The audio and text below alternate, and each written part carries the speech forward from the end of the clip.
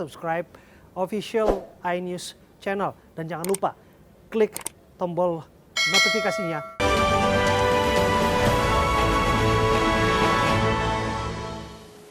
Pemirsa, jenazah korban kecelakaan maut di Wado, Sumedang disemayamkan di rumah duka. Keluarga pun menyiapkan liang lahat untuk memakamkan jenazah.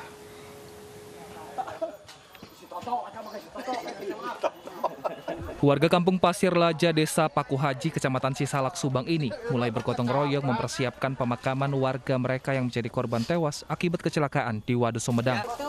Liang lahat digali di belakang rumah duka. Menurut kerabat, ada 8 orang yang menjadi korban dalam kecelakaan, mulai dari murid, orang tua, dan nenek. 5 terluka dan masih dirawat, sementara 3 meninggal dunia. Neng Dinda. Berapa orang itu?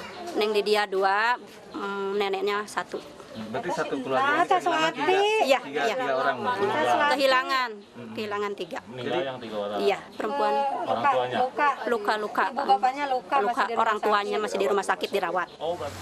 Sebelumnya kecelakaan maut terjadi di Wado, Sumedang. Sebuah bus pariwisata rombongan SMP IT Al Muawanah di Cisalak, Subang masuk ke jurang.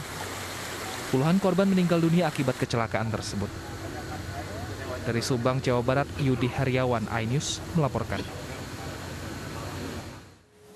11 penumpang selamat dari kecelakaan bus di Sumedang saat ini. Sudah ada yang sudah mulai kembali ke rumah, ada juga yang sudah masih mendapatkan perawatan. Dan sudah bergabung bersama kami salah satu korban kecelakaan bus yang selamat, ada Ibu Eha Nurhaiti. Selamat siang, Ibu Eha. Selamat siang, Pak. Baik, Ibu Eha, saat ini kondisinya seperti apa, Bu? Apakah setelah kecelakaan ada luka atau pusing seperti itu, Bu?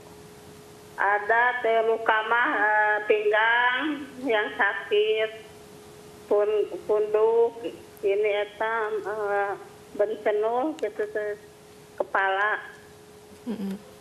Baik, saat kecelakaan posisi duduk Ibu di mana, Bu? Di depan, duduk di bagian depan bus atau di belakang, Ibu? Di belakang, lewat tiga udah di belakang. Ibu di sana duduk. Ibu Eha ikut study tour ini dalam rangka apa, Bu? Keluar orang tua korban ya? Iya. Untuk anaknya bagaimana, Bu, saat ini? Alhamdulillah sama ibu cuma memar-memar. Kata dokter, ini anaknya harus dirongsen dulu. Oh, dirongsen. Ibu biar boleh pulang. Anak mah harus dirongsen. Oke. Ibu, pada saat study tour itu banyak orang tua siswa yang juga ikut ya? Iya. Itu, oke. Mungkin sepengetahuan Ibu saat kejadian tersebut, apa yang Ibu alami? Kenapa bus itu tiba-tiba bisa terjatuh? Apakah Ibu mengingatnya? Ingat, dulunya tuh baru berangkat juga, udah ngisap asap, bau hangit, gitu. Ujang, gitu. Sahur ibu teh, iya itu gambul jeung bau hangit, sahur ibu teh. Mana naon cenah teu. Da tamat cenah eta biasa cenah tas nanyak masuk eta kebul cenah sahur teh. Eta teh ngebul deui kadua kalina teh. Kitu dah moal teu cenah kitu. Pak guru itu kumaha itu ngebul sahur ibu teh baru berangkat juga udah ada firasat ibu juga. Oke. Mau kebakar itu kabel. Oke. Jadi Ibu sempat mencium bau kebakar dan sempat melihat asap ya dari bus tersebut ya? Iya, baru berangkat dari berangkatnya juga. Oh, pada saat berangkatnya. Baik, lalu pada saat kecelakaan itu Ibu dan keluarga Ibu duduknya semuanya di belakang ya, Bu ya? Enggak, anak di belakang, ibu di depan. Baik, Ibu agak di depan. Nah, waktu ketika bus jatuh, Ibu, apa yang Ibu pertama kali lakukan untuk menyelamatkan diri, Bu? Ibu kaki diangkat, lalu baju ujang, ini mah itu nggak bisa lahan baju. Biarin nggak di baju biar, kata ujang itu. Tak bijil, ibi katanya. Kemana ujang jalannya kemana weh kata ibu teh terawatnya kemana tes di luar waktu itu di Jensenabes. Oke, ketika bus terjatuh banyakkah yang menolong, Bu? atau korban masih sempat menunggu pertolongan beberapa lama? Belum cuma hujan teh putranya kakak menyelamatkan anak ibu, lalu keponakan AA, sekarang Amel, lalu ibu. Oke. Kenapa Ibu mau ikut study tour apalagi saat ini lagi corona, Ibu? Ya takut anak nggak itu ada melang waktu itu kata bahasa Sunda. Jadi menemani anak ya? Iya, padahal kita mau ziarah itu dulu baru anak-anak ikut orang tua, sekarang udah anaknya nggak mau diikuti. Ibu pada jarah saya gitu. Baik. Berarti ini kegiatannya wajib diikuti siswa atau seperti apa, Bu? Enggak, kata kepala saya juga biarin nggak ikut juga, cuma harus ada uang 100 untuk diajar komputer, nggak ikut mah katanya. Oh, jadi ikut ataupun tidak ikut tetap harus bayar gitu ya, Bu ya? Bayar setenan eta mau belajar komputer. Berapa Ibu biayanya? 100.000. Oke, jadi untuk ikut study tour ini setiap siswa dikenakan biaya 100.000? Bukan, enggak ikut.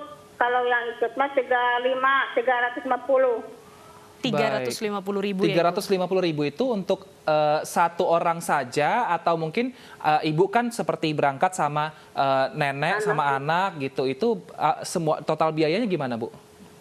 Kalau orang tua cuma 25, kalau murid 35 teh beli makalah 100.000 untuk belajar. 25 ini 250.000 Ibu? Iya, 250.000. Baik, ketika kejadian ini terjadi, bus terguling, apa komunikasi dengan pihak sekolah bagaimana Ibu?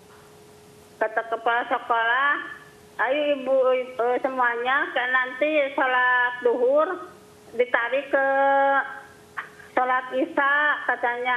Ya sekarang niat awal waktu aja sholat maghrib, nanti sholat isyanya di sana disamakan sama isya di mana, di Bado atau di masjid yang ada lebar.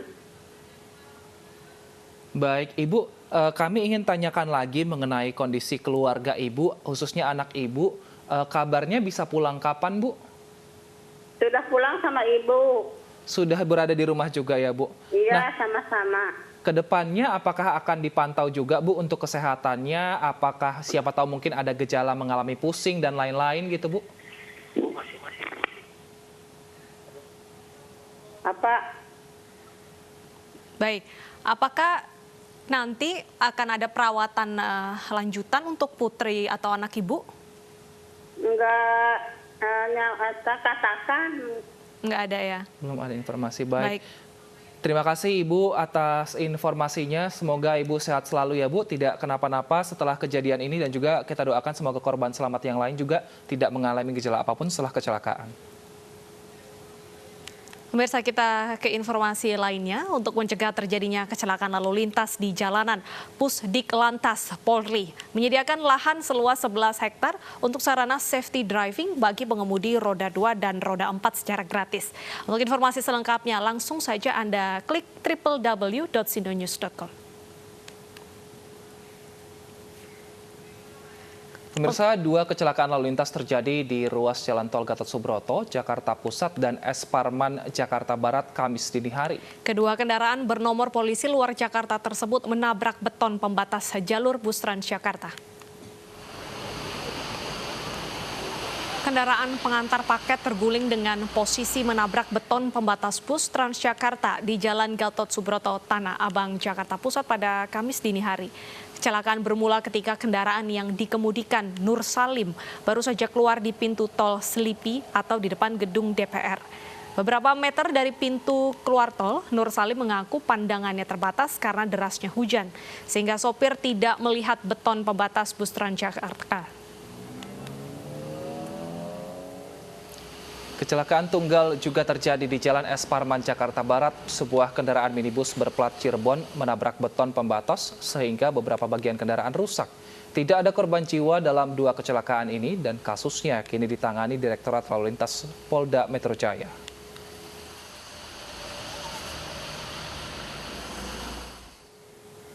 Peristiwa naas terjadi, truk tronton menabrak warung makan mengakibatkan pemilik warung makan meninggal di tempat. Truk mengangkut batu bara mendadak oleng hingga menghantam deretan warung di tepi jalan. Pemirsa, Hotijah berusia 65 tahun, pemilik warung kopi tenda, meninggal di lokasi kejadian setelah warungnya diseruduk truk bermuatan batu bara di ruas jalur Pantura, Desa Bunga, Kecamatan Bunga, Kabupaten Gresik. Proses evakuasi korban berlangsung dramatis dan membutuhkan waktu selama hampir 2 jam. Kecelakaan terjadi saat truk mencoba mendahului kendaraan lain di depannya. Namun naasnya, truk mendadak lepas kendali hingga menghantam 4 warung pinggir jalan. Polisi masih melakukan pemeriksaan sejumlah saksi, termasuk pengemudi truk Pratowo berusia 25 tahun yang menderita luka ringan. Di mana kendaraan dump truk dari arah utara menuju ke selatan yang akan mendahului kendaraan di depannya. Pada saat di TKP tidak dapat mengendalikan kendaraannya dan akhirnya kendaraan oleng kemudian menabrak warung yang ada di sebelah kanan jalan. Pemirsa, eksekusi sita bangunan tempat usaha bengkel dan cucian mobil di wilayah Kota Bengkulu oleh juru sita Pengadilan Negeri Bengkulu diwarnai penolakan oleh pihak tergugat. Pihak tergugat menolak eksekusi karena belum ada kata sepakat terkait nilai ganti rugi bangunan dan isinya.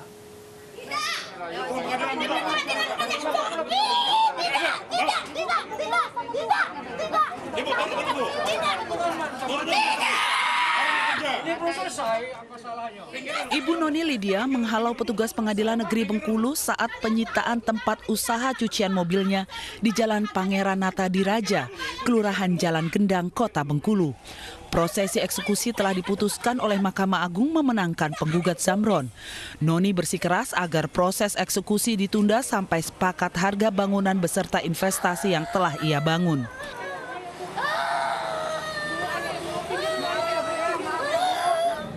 Sepakat kita karena saya nggak mau jual 2017 sebelum ke pengadilan. Bu, sebelum kita jual, kita renov dulu nih tempat itu, pakai dulu uang ibu pribadi. Itu yang terjadi sampai ke pengadilan. Berjalan proses sidang. Sebelum sidang pemenangnya udah ada yang saya rasakan. Karena saya tidak didampingi pengacara. Dalam putusannya, Pengadilan Negeri Bengkulu menyatakan tergugat telah dinyatakan wan prestasi dalam perjanjian kerjasama dengan penggugat Zamron, sehingga pengadilan berhak melakukan eksekusi atas lahan dan peralatan usaha milik tergugat. Kita manggil ke kantor untuk diteguhkan untuk melaksanakan sebuah keputusan. Ternyata dalam tenggang waktu yang sudah ditentukan undang-undang tidak dilaksanakan secara sukarela. Jadi perjanjian kerjasama, Pak. Kasus ini sendiri bermula sejak adanya kerjasama usaha antara tergugat dengan ayah penggugat, yakni almarhum Ajis Ahmad yang merupakan mantan gubernur Bengkulu di sekitar tahun 2007. Usai Ajis Ahmad meninggal dunia, kerjasama ini diteruskan oleh anaknya atas nama Zamron. Namun secara sepihak Zamron ingin mengakhiri kerjasama tersebut sehingga persoalan ini bergulir ke pengadilan. Dari Kota Bengkulu, Endro Dwirawan, iNews melaporkan. Pemirsa, seorang pemuda mengalami luka-luka usai dibacok oleh kawanan perampok di sebuah warung kopi di kawasan Cibubur, Ciracas, Jakarta Timur. Pelaku sebanyak 3 orang juga merampas telepon genggam dan dompet milik korban.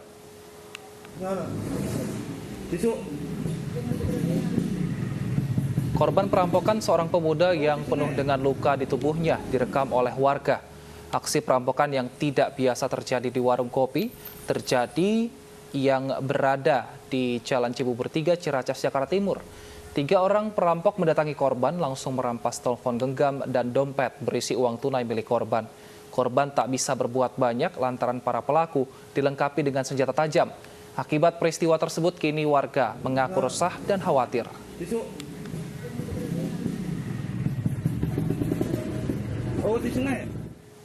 Residivis perampok kembali berulah di Batam, Kepulauan Riau. Polisi pun terpaksa menanamkan timah panas kepada dua pelaku.